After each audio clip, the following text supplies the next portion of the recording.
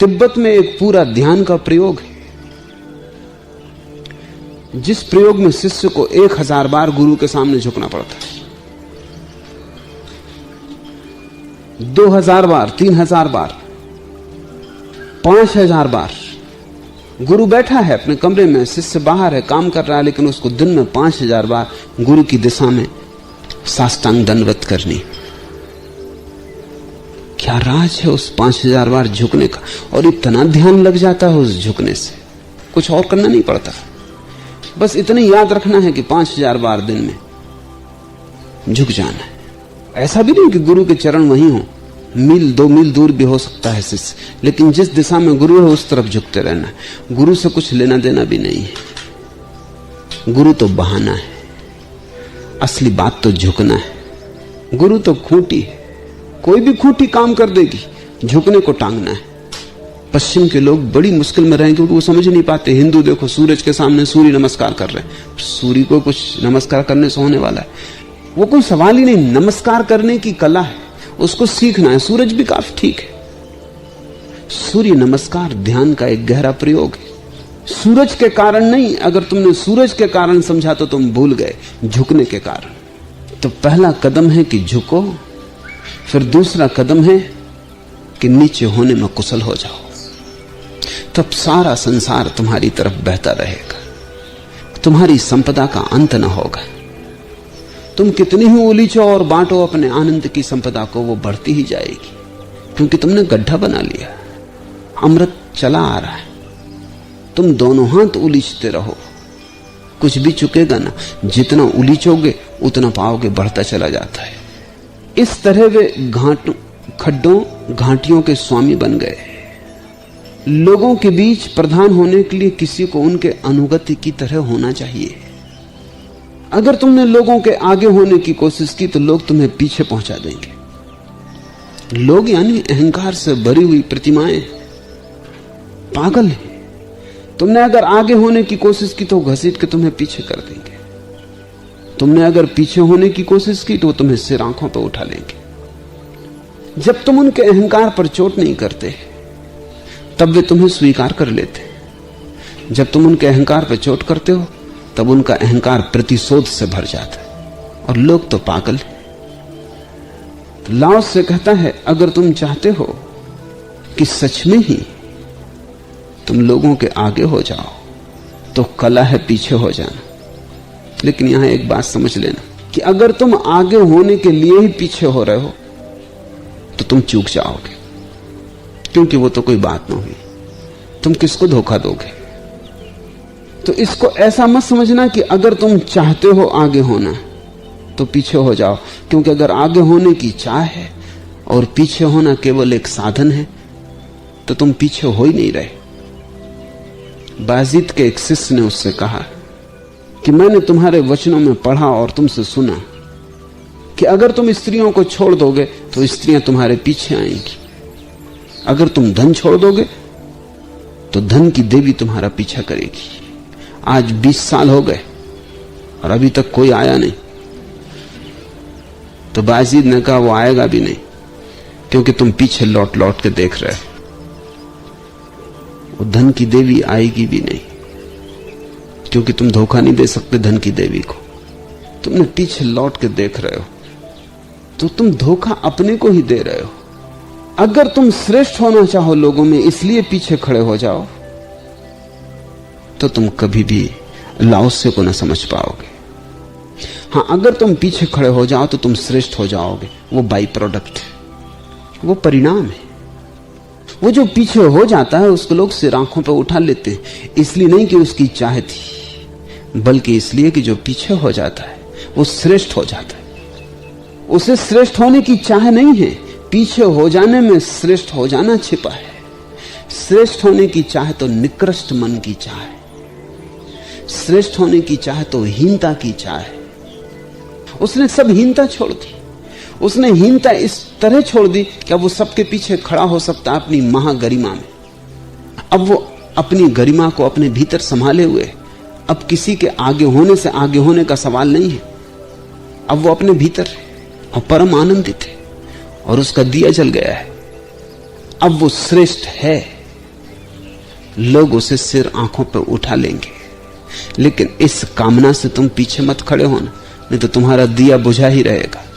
तुम पीछे खड़े ही नहीं हो, तुम तो प्रतीक्षा करोगे कि कब लोग आएं, कब आंखों पे उठाएं। तुम बार बार लाओ से की किताब पढ़ोगे कि कहीं कुछ भूल चूक तो नहीं हो गई पढ़ने में। अभी तक लोग आए नहीं, अभी तक सिर आंखों पे उठाया नहीं। कितनी देर हुई जाती है, जीवन खोया जा रहा है। किसी को उनके अनुगत की तरह बोलना चाहिए, इसलिए संत आदेश नहीं देते, सिर्फ उपदेश देते हैं। आदेश तो सम्राट देते, उनकी मालकियत। उपदेश का तो अर्थ होता है केवल सलाह। मानो तो ठीक, न मानो तो भी ठीक है। और संत बिना मांगे सलाह भी नहीं देते।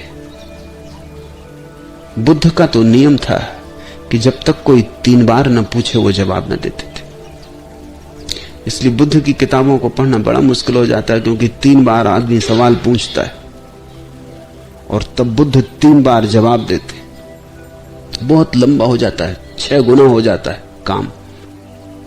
बुद्ध से किसी ने पूछा कि आप 3 बार के लिए क्यों रुकते हैं? बुद्ध ने कहा कि जो मांगता है उसी को मिल सकता है, और 3 बार पूछने का केवल इतना ही प्रयोजन है कि वस्तुतः तुम पूछना ही चाहते हो, ऐसी ही जिज्ञासा से नहीं आ गए हो। तुम्हारे प्राण दांव पे लगे, तभी सलाह दी जा सकती है। लेने वाला तैयार हो तभी दी जा सकती है, लेने वाला आतुर हो तभी दी जा सकती है, लेने वाला प्यासा हो तभी। और पूछा गया कि आप 3 बार फिर उत्तर क्यों देते? बुद्ध ने कहा लेने वाला कितना ही तैयार हो फिर सोया हुआ है। एक बार में न सुन पाए शायद दोबारा सुन ले, दोबारा न सुन पाए तो शायद तीसरी बार सुन ले। जीसस ने अपने शिष्यों से कहा कि कोई तुम्हारे साथ दुर्व्यवहार करे तो 7 बार क्षमा कर देना। एक शिष्य ने पूछा कि ठीक, फिर 8वीं बार क्या करना? 7 बार क्षमा कर दिया, फिर 8वीं बार। तो जीसस ने कहा 7 बार नहीं, 77 बार। और अगर तुम पूछोगे 78वीं बार क्या करना, तो मैं कहूंगा 777 बार, क्योंकि वो तो बात ही ना हुई, तुम समझे ही नहीं, चूक गए। 7 बार तो सिर्फ प्रतीक है क्षमा कर देने का। क्षमा कर देना ये मतलब है। 7 बार तो इसलिए कह रहे हैं कि तुम्हारा भरोसा नहीं है। एक ईसाई फकीर के संबंध में कहानी है कि एक आदमी आया, उसने उसके गाल पे चांटा मारा, तो उसने दूसरा गाल सामने कर दिया, जैसा कि जीसस का उपदेश है कि जो तुम्हारे बाएं गाल पर चांटा मारे दायां उसके सामने कर देना। वो आदमी भी दुष्ट था, उसने भी जीसस की किताब पढ़ी थी। उसने कहा कि तुम हमको न धोखा दे सको, उसने दाएं गाल पे भी एक चांटा मार दी। जैसे उसने दाएं गाल पे चांटा मारा, वो फकीर झपटा और उस आदमी की छाती पे सवार हो गया। उसने कहा ये तुम क्या करते हो? जीसस को मानने वाले हो कि, और ये तुम क्या कर रहे हो? उसने कहा कि जीसस ने कहा कि जब बाएं पे कोई मारे दाएं कर देना। अब दाएं पे जब कोई मारे उसके आगे उन्होंने कुछ कहा भी नहीं, और दाएं के आगे कुछ है भी नहीं।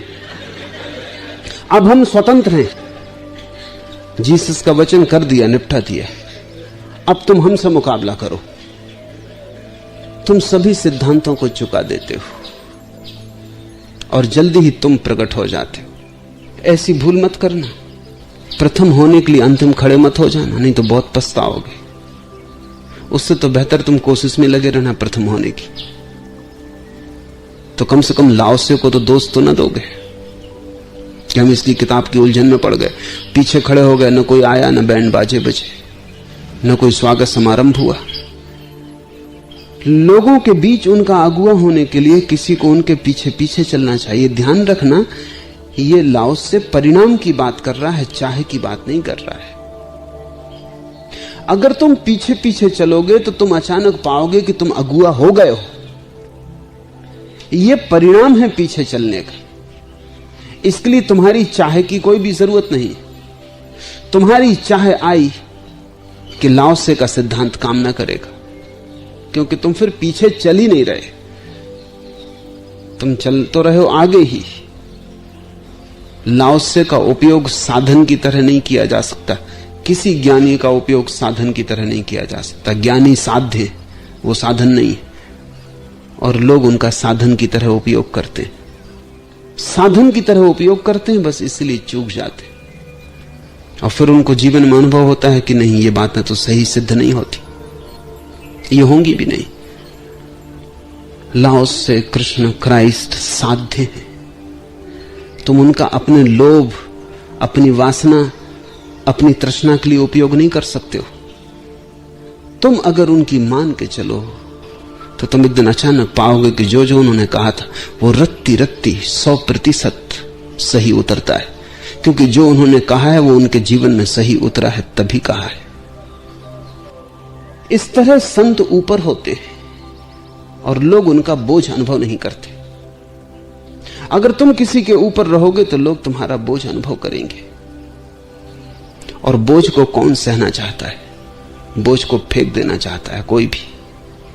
बोझ तो आत्मघाती हो जाता, उसमें तो तुम्हारी आत्मा तड़फने लगती, तुम्हारे पंख कट जाते। पति पत्नी के ऊपर है तो बोझ है, पत्नी पति के ऊपर है तो बोझ है, पिता बेटे के ऊपर है तो बोझ है, और बेटा कोशिश करेगा कब इस बोझ को उतार कर रख दे। और सारी जिंदगी में हर आदमी की कोशिश है कि कैसे ऊपर हो जाए, और इसलिए तुम सभी पे बोझ बन जाते हो, पत्थर की तरह लटक जाते हो गर्दनों में। और हर एक चाहता है कि तुमसे छुटकारा कैसे हो। लाओस से कह रहा है संत भी ऊपर होते, लेकिन उनके होने की कला बड़ी अनूठी है। वो नीचे हो जाते और इसलिए लोग उन्हें सिर आंखों पे ले लेते। वो खुद ऊपर नहीं बैठते, लोग उन्हें ऊपर बिठा देते। और जब कोई अपनी ही मौत से किसी को अपने सिर पे लेता है तब बोझ मालूम नहीं पड़ता। जब कोई जबरदस्ती तुम्हारे सिर पर होता तब बोझ मालूम पड़ता है। इसलिए प्रेम निर्बोझ कर देता है। और संत बड़ा प्रेम जगाते, क्योंकि जो आदमी सबसे पीछे बैठा है वो तुम्हारे अहंकार को तो चोट देता ही नहीं, उससे तुम्हारा कोई संघर्ष ही नहीं है। अचानक उसकी विनम्रता तुम्हें छूने लगती।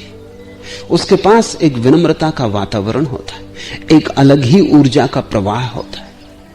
अहंकारी आदमी को कहने की जरूरत भी नहीं पड़ती कि अहंकारी, तुम फौरन समझ जाते हो कि अहंकारी। उसकी चाल में, उसके उठने बैठने में हर तरफ अकड़ है, हर तरफ वो दिखला रहा है कि मैं कुछ हूं, समझे, जानते हो मैं कौन हूं। विनम्र आदमी ऐसे है जैसे छिपा है, जैसे नहीं चाहता कि तुम्हारी आंख में पड़े, जैसे नहीं चाहता कि तुम्हारे रास्ते को काटे, जैसे नहीं चाहता कि आवाज हो जाए, पग ध्वनि भी तुम्हें सुनाई पड़े और बाधा पड़े। ज़ैन फकीर कहते हैं कि जब किसी व्यक्ति को ज्ञान हो जाता है, और वो ठीक कहते हैं, तो शिष्य को बताना नहीं पड़ता गुरु को आके कि ज्ञान हो गया। शिष्य के आते ही गुरु कह देता है तो हो गया, बात पूरी हो गई। ऐसा भी हुआ है कि रिंझाई जब ज्ञानी हुआ और अपने गुरु के झोपड़े की तरफ गया तो वो बाहर सीढ़ियां चढ़ रहा था और गुरु ने भीतर कोठे से चिल्ला के कहा, तो रिंझाई पा गया। अभी गुरु ने देखा नहीं, सिर्फ पग ध्वनि सुनी थी। रिंझाई चकित हुआ और शिष्य चकित हुए। उन्होंने गुरु से पूछा कि बात क्या है, तो उन्होंने कहा कि जब अहंकारी चलता है तो उसकी पग ध्वनि अलग होती, उसके पैर में भी चोट होती, वो पैर की आवाज से भी कहता है मैं आता हूं, राह करो। और जब विनम्र आदमी आता है तो उसके पैरों में वो चोट नहीं होती, उसके पैरों में माधुर्य आ जाता है। उसके पैर ऐसे आते हैं कि किसी को बाधा न पड़ जाए, किसी के सुर संगीत में कोई व्यवधान न आ जाए, मेरे चलने से भी किसी को कोई अड़चन न हो जाए। वो ऐसे आता है जैसे छाया आती। रिंझाई ने खुद एक गीत लिखा है कि जब कोई ज्ञान को उपलब्ध हो जाता है तो वो ऐसे हो जाता है जैसे वृक्ष की छाया सीढ़ियों को बुहारती है लेकिन धूल उड़ती नहीं। वृक्ष की छाया सीढ़ियों को बुहारती है लेकिन धूल उड़ती नहीं। एक दूसरे गीत में रिंझाई ने कहा है, जैसे बगलों की कतार आकाश में उड़ती है, न तो बगले चाहते हैं कि झील में प्रतिबिंब बने और न झील की कोई आकांक्षा है प्रतिबिंब बनाने की। प्रतिबिंब बनता है और मिट जाता है, न झील को पता चलता न बगलों को पता चलता। ऐसा है व्यक्ति जो ज्ञान को उपलब्ध हो जाता है, किसी को पता ना चले। प्रतिबिंब भी बने तो आहट ना हो, छाया भी बुहारे तो धूल का एक कण भी कपे ना, इतनी भी हिंसा नहीं चाहता। निश्चित ही उसके पैर की गति, उसके पैर की आवाज सब बदल जाती। उसके पगध्वनि में पैसिविटी होती, एक्टिविटी नहीं। उसकी पगध्वनि में कर्म नहीं होता, अकर्म की दशा होती। वो चलता नहीं जिससे कोई उसे चला रहा है, वो भीतर खाली हो गया है, शून्य। और उसके शून्य की प्रतिध्वनि उसके प्रत्येक कृत्य में मिलती। संत ऊपर होते हैं और लोग उनका बोझ अनुभव नहीं करते, क्योंकि लोग स्वयं ही उन्हें ऊपर उठा लेते हैं। तुम किसी के ऊपर बैठने की कोशिश मत करना। तुम जिसके भी ऊपर बैठ जाओगे वही तुम्हारा दुश्मन हो जाएगा। और इसी तरह तो तुमने 1000 तरह के दुश्मन अपने आसपास इकट्ठे कर लिए, और तुम्हारी पूरी चेष्टा यह है कि किसी के भी ऊपर बैठ जाएं। छोटा सा बच्चा भी घर में पैदा होता है तो मां और बाप उसके ऊपर चढ़ने की कोशिश शुरू कर देते। छोटे से बच्चे को भी तुम छोड़ते नहीं, उसकी भी सवारी करते हो। और तब अगर बच्चे मां बाप के दुश्मन हो जाते हैं तो कुछ आश्चर्य नहीं। अगर पति पत्नी के बीच तालमेल खो जाता है तो कुछ आश्चर्य नहीं, क्योंकि दोनों एक दूसरे के ऊपर सवारी की कोशिश में संलग्न है। कौन किसको डोमिनेट करे, कौन किसको चलाए,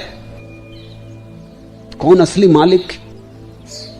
क्या तुम इतने हीन हो कि तुम्हें छोटे बच्चे से भी प्रतिस्पर्धा करनी पड़ती? क्या तुम इतने हीन हो कि तुम अपनी पत्नी के ऊपर भी निर्बोझ नहीं हो सकते? क्या तुम इतने हीन हो कि तुम अपने पति को भी निर्बोझ नहीं छोड़ पाते?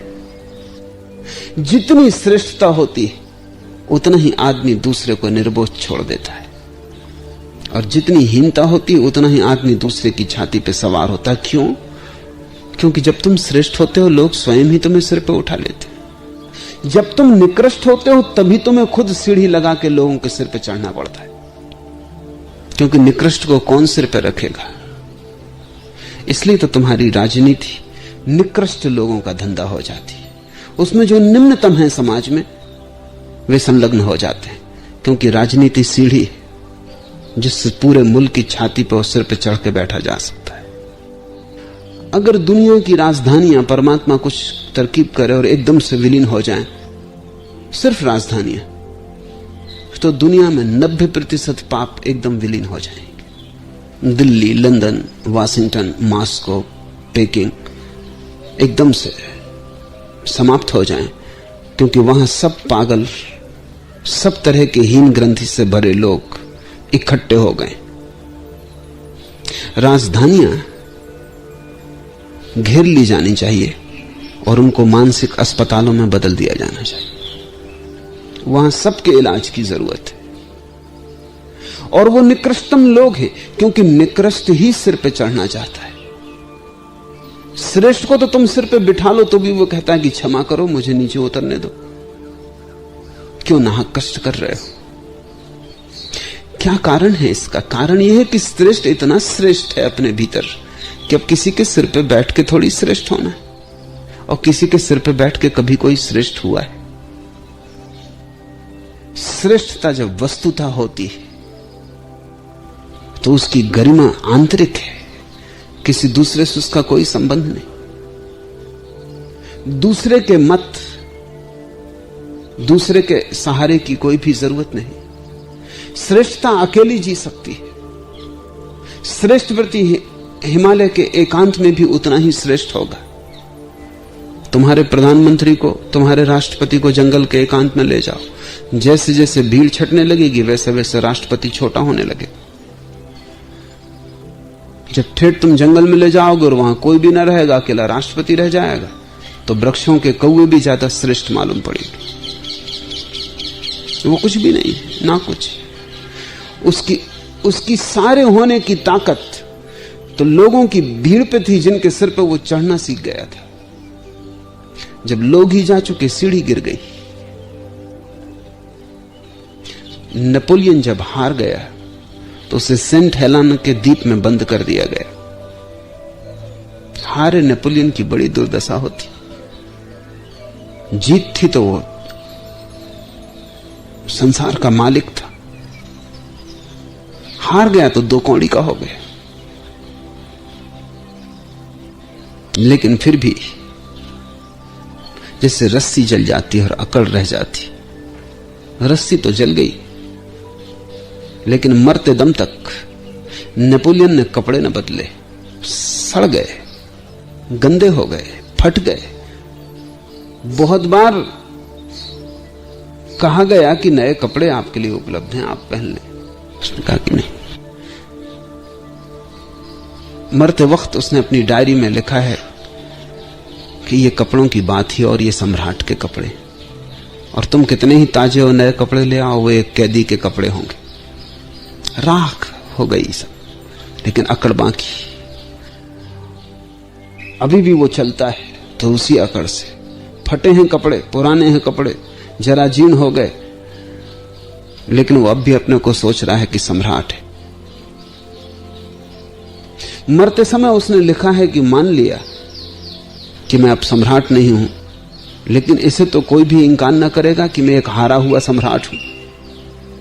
हारा हुआ हूं माना, मगर हूं तो सम्राट ही। मगर हारे हुए सम्राट का क्या मतलब होता है?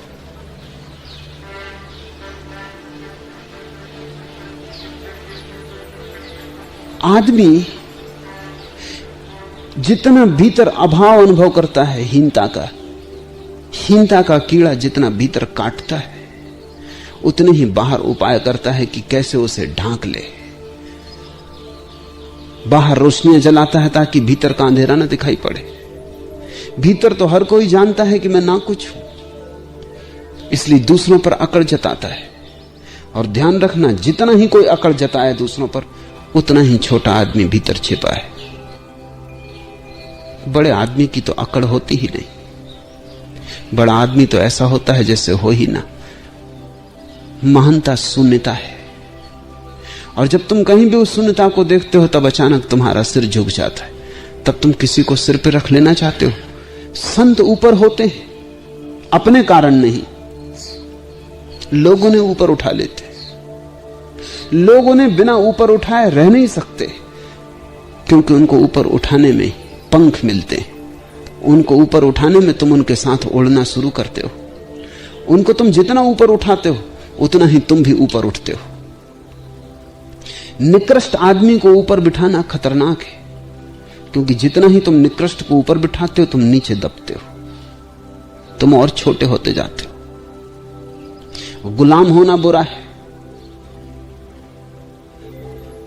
क्योंकि तुम जब भी गुलाम होने को राजी हो जाते हो किसी के, तभी तुम्हारे भीतर सब सिकुड़ने लगता है, तुम और गुलाम होने लगते हो।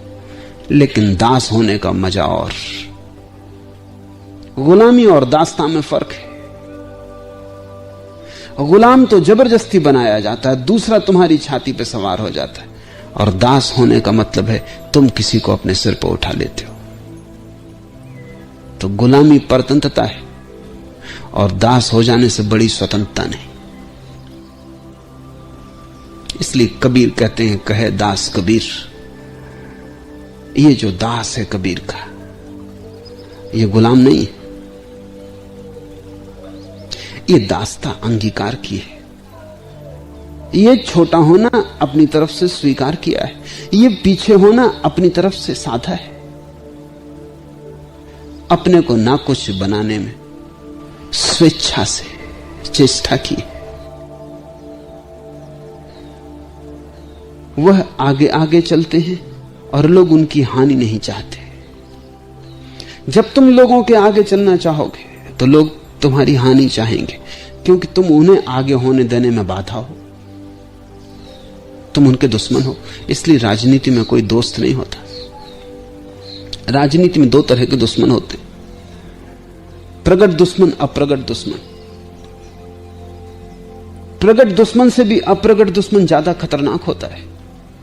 इसलिए मैकियावेली ने जिसने की राजनीति की बाइबल या वेद लिखा, अपनी किताब दी प्रिंस में कुछ सुझाव दिए।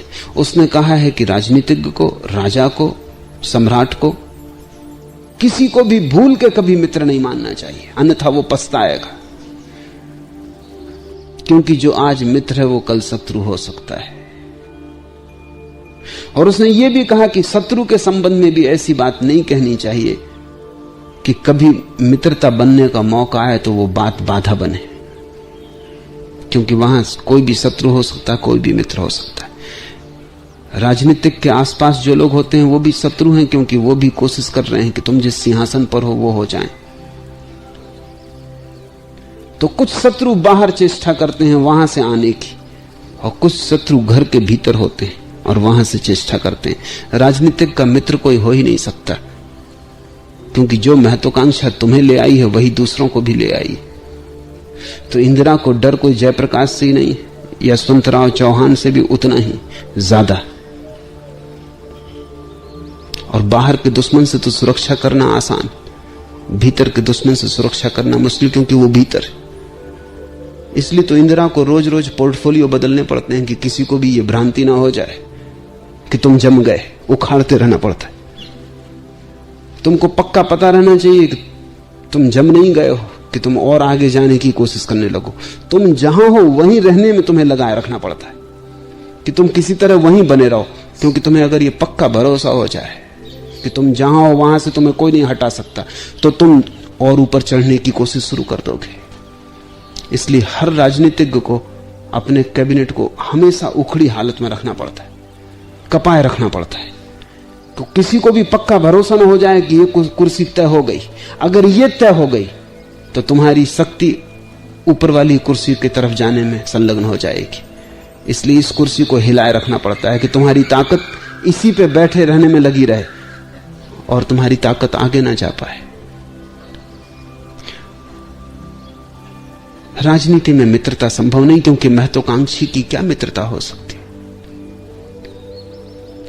हम सब महत्वाकांक्षी हैं अगर हम सब एक दूसरे के दुश्मन हैं तब, क्योंकि हम वही पाने की कोशिश कर रहे हैं जो दूसरे भी कर रहे हैं, और वो न्यून है। चाहे धन हो, चाहे पद हो, सारा संसार उसी को पाना चाह रहा। इसलिए सारा संसार एक दूसरे का दुश्मन है और एक कलह सतत चलती रहती, शिष्टाचार में छिपी, संस्कृति में ढकी, वस्त्रों में, शब्दों में, बातों में छिपाई हुई, लेकिन भीतर एक संघर्ष चल रहा है।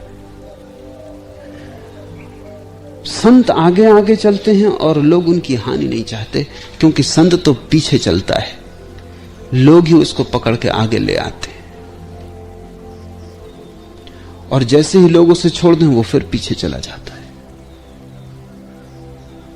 ऐसी अनूठी घटना इस देश में घटी है कि सम्राट से भी ऊपर जंगल में बसे ऋषि का स्थान हो गया था। वो हट गया था पीछे, लेकिन सम्राट जाके उसके चरण छूता।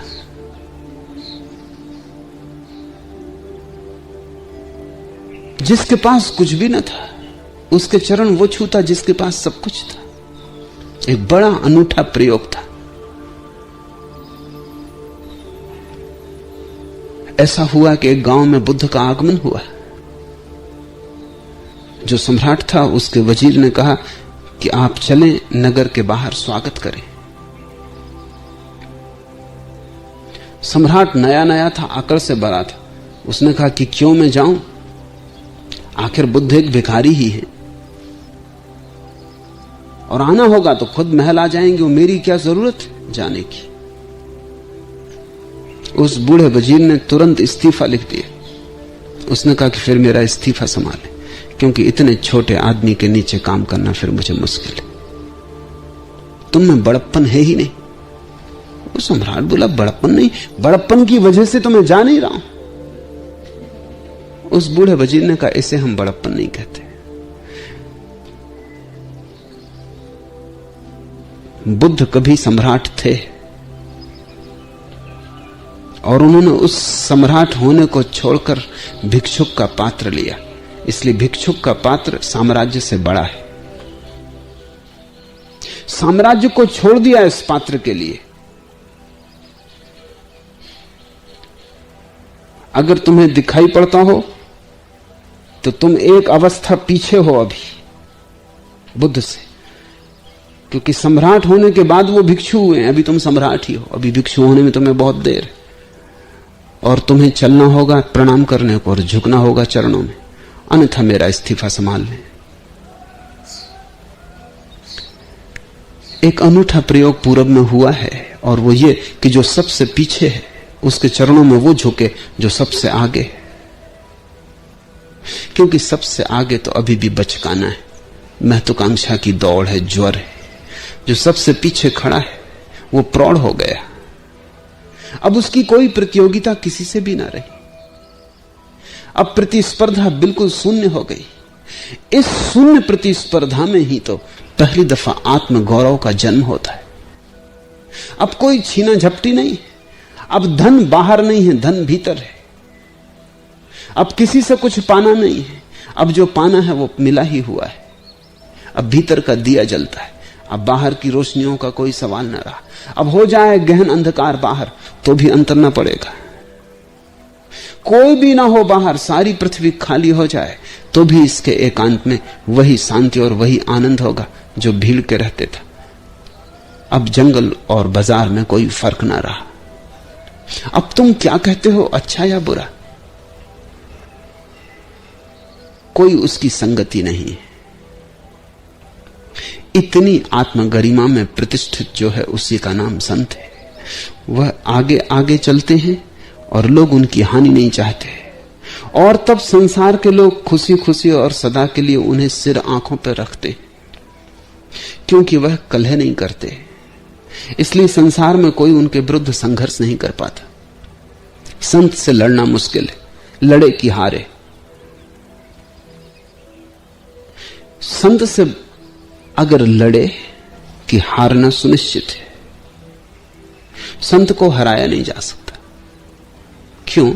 क्योंकि संत की कोई जीतने की आकांक्षा नहीं। जो जीतना ही नहीं चाहता उसे तुम हराओगे कैसे? रामकृष्ण से विवाद करने आए थे केशवचंद्र, हराने आए थे, हार के लौटे, क्योंकि रामकृष्ण ने विवाद किया ही नहीं। उल्टी ही हो गई बात सब। केशवचंद्र करने लगे तर्क की बात की ईश्वर नहीं है, सिद्ध करने लगे, और हर तर्क पर रामकृष्ण उठ उठ कर उनको गले लगाने लगे और कहने लगे वाह वाह, बिल्कुल ठीक कहा। थोड़ी देर में केशवचंद्र मुरझा गए कि अब करना क्या। जो भीड़ देखने आई थी रामकृष्ण की पराजय को, वो भी बड़ी बेचैन हो गई कि ये किस तरह का विवाद हो रहा है।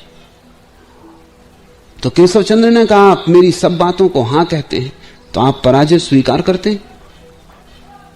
रामकृष्ण ने कहा, मैंने कभी दावा ही कहां किया तुम्हें जीतने का। तुम्हारी जैसी प्रतिभा को और मुझ जैसा गंवार जीत सकेगा? असंभव। मगर एक बात तुमसे कहता हूं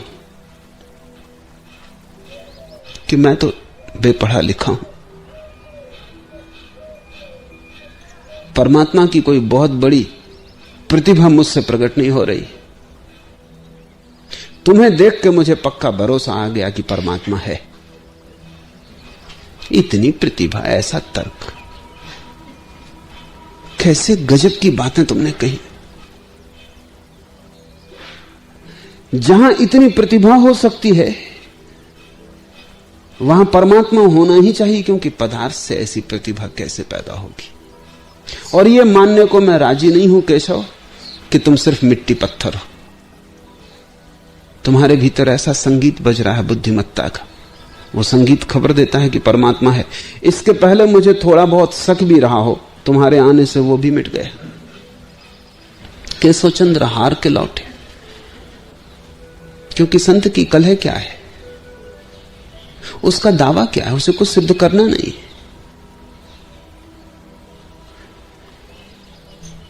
संत का कोई सिद्धांत थोड़ी है जिसे सिद्ध करना है, कोई शास्त्र थोड़ी है जिसे सिद्ध करना है। संत का तो एक जीवन है, और उस घड़ी में केशव की आंखें खुल गई और देखा संत के जीवन को, और देखी इस महिमा को जिसे कि विरोध भी हरा नहीं सकता, जिसे विवाद से मिटाया नहीं जा सकता। देखी इस आस्था को कि कितने ही तूफान उठाए जाएं तर्क के, आस्था का दिया डगमगाता भी नहीं, उल्टे तूफान से भी जीवन ले लेता है। तुमने देखा कभी कि छोटे दिए बुझ जाते हैं हवा के झोंके में, लेकिन बड़ी आग लगी हो तो हवा घी का काम करती है। आग लग गई हो मकान में तो उस वक्त एक ही सुरक्षा है कि हवा ना चले, क्योंकि आग लगी हो मकान में और हवा चल जाए तो आग बढ़ जाएगी, बुझना मुश्किल हो जाएगा। लेकिन गणित तो देखो, छोटा सा दिया हवा आती तो बुझ जाता है, बड़ी आग हवा आती तो और जलती है। संत इतनी बड़ी आग है कि बुझाने को तुम अगर तूफान लाओगे तो घी का काम होगा। छोटे छोटे दिए विवाद से हार जाते, बड़ी आग विवाद से बढ़ती। छोटे छोटे दिए लड़ो तो हरा सकते हो उन्हें, बड़ी आग से लड़ोगे तो जलोगे, हारोगे। लेकिन सौभाग्य कि अगर बड़ी आग के करीब पहुंच जाओ और हार जाओ, संत के पास हार जाने से बड़ा और कोई सौभाग्य है भी नहीं। वहां से तुम जीत की अकड़ लेकर लौट जाओ, वही पराजय है। वहां तुम हार जाओ, वहां तुम समर्पित हो जाओ, वही जीत है। जैसा प्रेम में हार जीत होती, वैसी ही श्रद्धा में भी हार जीत होती, क्योंकि श्रद्धा प्रेम की ही बड़ी आग है। संत के विरुद्ध संघर्ष करना मुश्किल है, क्योंकि संत है नहीं भीतर जिससे तुम टकरा सको। तुम संत के भीतर पाओगे महाशून्य, तुम्हें कहीं अवरोध ना मिलेगा, कोई दीवार नहीं होगी जो तुमसे लड़ने को तैयार है। तुम संत के भीतर जितने जाओगे उतना ही पाओगे कि और भीतर का आकाश खुलता चला जाता है। संत के पास जाके तुम खो ही जाओगे। वो तो ऐसे ही जैसे बूंद सागर में गिरती है और खो जाती। सौभाग्य है कि संत के पास पहुंच जाओ। क्यों कहता हूं सौभाग्य? क्योंकि जो लोग बहुत चालाक हैं, समझते हैं बहुत होशियार हैं, वो संत के पास आते ही नहीं। संत से बचने का वही एक उपाय है कि पास ही मत आओ, दूर दूर रहो, सुनी बातों को समझो। संत के संबंध में लोग क्या कह रहे हैं उन बातों को मान लो। संत के सामने सीधे सीधे मत आओ, तो ही बच सकते हो। अगर सीधे आ गए तो मिटोगे। और इसलिए जो बहुत चालाक है, अपनी मूढ़ता में चालाक है, वो सुनी बातों से जीते हैं। वो पास आके देखने की हिम्मत भी नहीं जुटा पाते, वो आंख में आंख डाल के देखने के लिए तैयार भी नहीं होते। खतरा है। और एक लिहाज से वो ठीक है, क्योंकि पास आएंगे तो उनकी जीत तो मुश्किल है, वो तो असंभव है। संत के पास आके हारने के सिवाय और कोई संभावना ही नहीं। और जैसे जैसे पास आओगे और पास आना पड़ेगा, जैसे जैसे पास आओगे और प्यास बढ़ेगी और तड़फ लगेगी। जैसे जैसे पास आओगे वैसे वैसे मिटने की बड़ी तीव्र आकांक्षा गहन होगी। एक दिन संत में डूबोगे, और जिस दिन संत में डूब जाओ उस दिन तुम्हारे भीतर भी संतत्व का उदय हो गया। उस दिन तुम वही न रहे जो आए थे। उस दिन आंख से तुम गुजर गए और तुम्हारा सोना निखर आया। तुम शुद्ध कुंदन हो गए, सब कचरा जल गया। संत एक क्रांति है जिससे तुम गुजर सकते हो। मिटने की तैयारी हो तो ही पास आना चाहिए। लोग ऐसे हैं कि पास भी आ जाते हैं, मिटने की तैयारी नहीं, तब बड़ी मुश्किल में पड़ जाते हैं। तब उनकी दुविधा में देखता हूं, उनकी तकलीफ में देखता हूं। एक कदम पास आते हैं मेरे, एक कदम दूर जाते हैं। एक हाथ से पास आते हैं, दूसरे हाथ से अपने को संभाले रखते हैं। ऐसा हुआ कि मुल्ला नसरुद्दीन की पत्नी एक दिन आई और उसने कहा जल्दी करें और खतरे की घड़ी है, मुल्ला फांसी लगाने की कोशिश कर रहा है। मैं उसके साथ मुल्ला के घर तक गया। राह में वो बार बार कहने लगी जल्दी चलें, ये आपकी चाल ठीक नहीं, ये मामला संकट का है। मैंने कहा तू घबरा मत, जो आदमी कभी किसी चीज में सफल नहीं हुआ वो आत्महत्या में भी सफल होगा नहीं, तू बिल्कुल बेफिक्र रहे।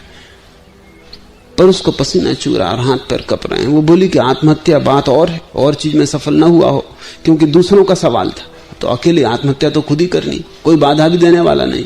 कमरा उसने बंद कर रखा है। मैंने कहा तू बिल्कुल फिक्र मत कर, मैं उसे भली भांति जानता हूं, वो सफल किसी चीज में हो ही नहीं सकता। उसके घर पहुंचे, देखा तो इंतजाम उसने पूरा कर रखा था। रस्सी बांध रखी थी छप्पर से, एक स्टूल पर खड़ा था और रस्सी अपनी कमर में बांध रहा था। नसरुद्दीन अगर मरना है तो कमर में रस्सी क्यों बांध रहा है?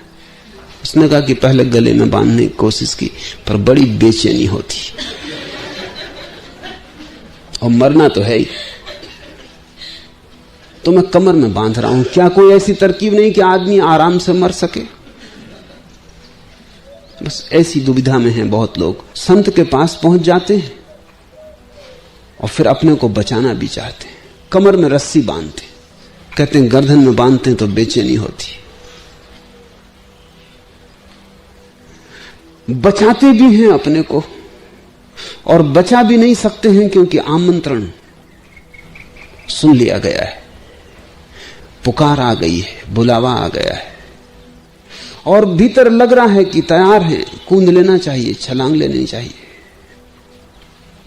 खड़े हैं गड्ढे के पास, एक क्षण में घटना घट सकती है, सिर्फ साहस चाहिए, लेकिन पकड़े हैं किनारे को। नाव में सवार हो गए और नाव की खूंटियां किनारे से बंधी, उन्हें खोल नहीं रहे। नाव में बैठे हैं, पतवार चला रहे और खूंटियां किनारे से बंधी, रस्सियां किनारे से बंधी, नाव कहीं जा नहीं रही। ऐसी दुविधा में तुम मत पड़ना, या तो भाग खड़े होना, लौट के पीछे देखना ही मत, और या फिर छलांग ले लेना और फिर मत भय करना कि क्या होगा। इन दो के बीच रहोगे तो न घर के न गांठ के, न संसार के न सन्यास के, न पदार्थ के न परमात्मा के, तब तुम बड़ी उलझन में रहोगे। वो किनारा छूट गया और दूसरा किनारा मिलता नहीं और मझधार में डूबने जैसी गति हो जाएगी। संत के पास आना हो तो पूरे, ना आना हो तो भी पूरे ना आना।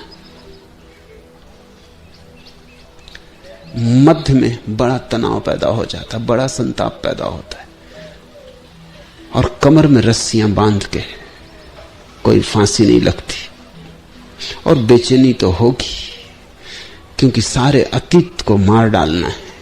बेचैनी तो होगी क्योंकि सारी वासनाओं को जला डालना है।